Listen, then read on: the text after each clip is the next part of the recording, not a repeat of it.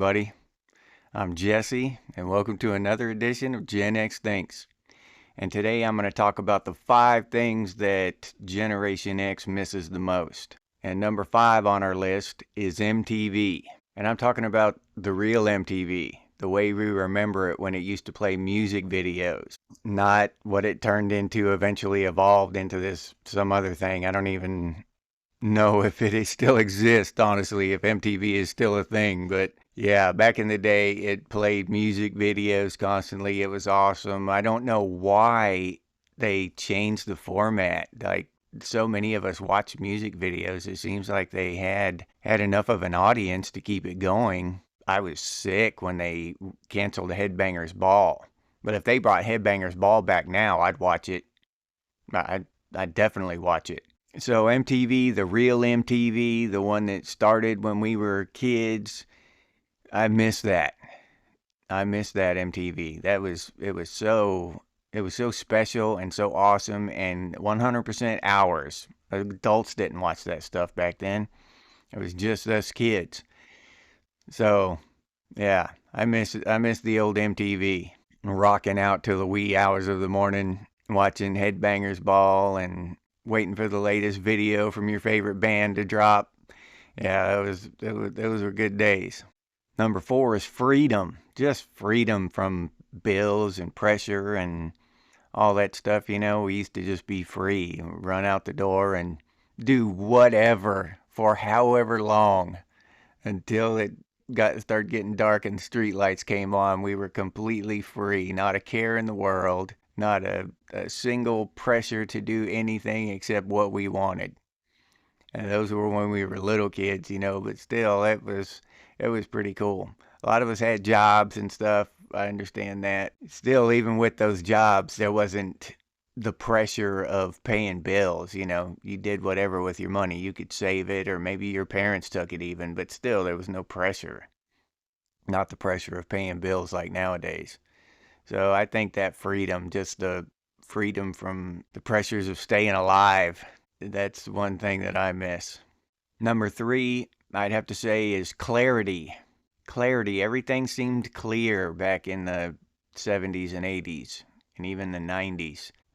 There's a lot of confusion now. Confusion about gender and all this other stuff, politics. It just seems like immigration, everything is just confusing. Back then, it was pretty much black and white. America was good, patriotism, and we wanted what was best for our neighbors and America as a whole.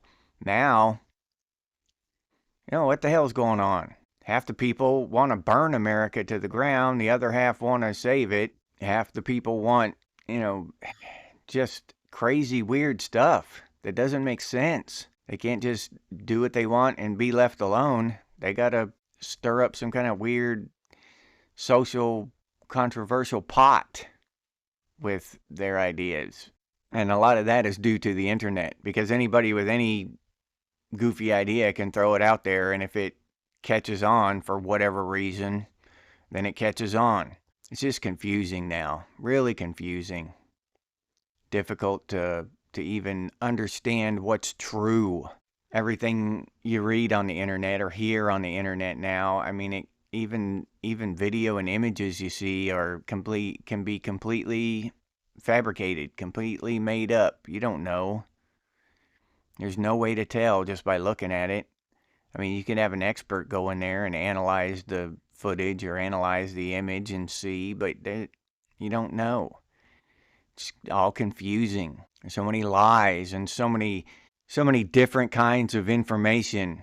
There's misinformation, malinformation, disinformation, all this other crap. It's meant to be confusing. Everything's just confusing now. Back when I was a kid, it seemed, and even in my teenage years and stuff, there was more clarity. Even if we were being lied to, the lies were clear. The message they were sending was clear. It wasn't just a gobbledygook of weird stuff like it is today. Number 2 on my list is toys that didn't tell you how to play with them or have you sign end user license agreements. This kind of stuff is These toys for the kids nowadays, they're just completely different than what I used to have when I was a kid. We used to get things that used our imagination. We built stuff with them, or, even the girls with their dolls, they would make believe of little situations with their dolls and stuff. And now all this different stuff online and weird stuff that's going on. The toys used to be a lot simpler, and the kids would use their imagination. It was a way for a kid to learn and develop their mind and their imaginations. That's how we grew up. Nowadays, they're just, basically just being told what to do. They're being told how to play with their toys, how to interact with their toys. They have to interact with a lot of these toys in a certain way. They can't, you can't build something with a tablet. I mean, you can kind of simulate it, with a certain app or whatever, building something, but that's not the same. So the simplicity of the toys is what I miss.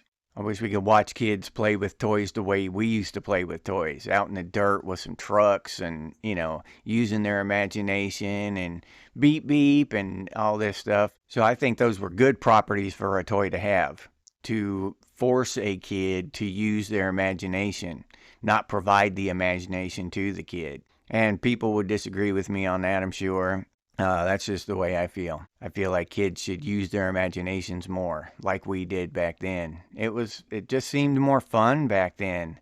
When that kind of thing is all you know and all you have is your imagination, then you use it and it gets exercised like a muscle.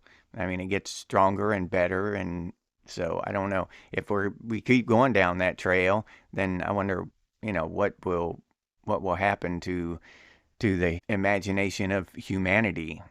Something I think about once in a while. And our cartoons too. We had really great cartoons. Bugs Bunny, Space Ghost, Captain Caveman, all that stuff. I miss those too. So I'll put those in with the toys, the cartoons. We had great cartoons. Thundar the Barbarian was one of my favorites. And number 1, Exciting Apocalypse. We used to have exciting apocalypse, cool apocalypse. Now we've just got climate change. We've had climate change for the last, 10, 20 years. They haven't changed it up on us or anything. Climate change hasn't changed. It's the same as it was 20 years ago.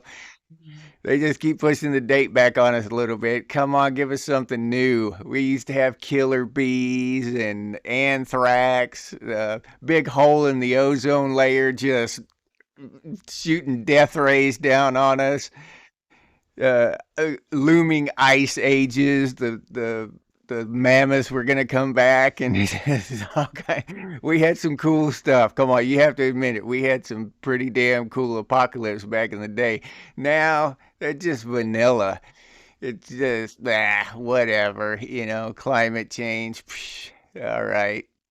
Climate change. Give me some killer bees. Come on. Give me some mutant honey badgers or something. Come on. You gotta do something for me. You took away my MTV. You took away my damn Headbangers Balls. So give me some mutant honey badgers or something. Come on. Yeah, Ice Age. Something.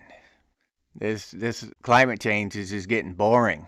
I'm ready for some new lies. I'm tired of the old one. They're just getting lazy now. Lying to us, just lazy. That's all I can say. They're not even. Well, maybe it goes back to the lack of imagination thing. Maybe that's what it is. Maybe the toys and the apocalypse are going in the same direction, just getting more and more boring. No imagination. Just it is what it is, right? And I'll leave you there with that. If you enjoyed this video, please like, subscribe, and comment. If you'd like to support the channel, you can do so by clicking on the Super Thanks button down below this video. Or you can hop over to Buy Me a Cup of Coffee and buy me a cup of coffee. I'll put that link down in the description. If you're interested in Gen X gear, we've got some pretty cool stuff over there at Redbubble. I'll put that link down in the description as well. T-shirts, mugs, stickers, stuff like that. All kinds of cool Gen X branded stuff. And if you don't want to or you can't support the channel in any of those ways, you can always do so by sharing these videos on your social media. That really helps out a lot. Thank you very much, and I appreciate those of you who do that. And if you have any ideas for future episodes of Gen X Thinks, please put those down in the comments, or you can email us, and the email is listed over there on the channel page. And as always, stay frosty, Gen X, and I'll see you on the next one.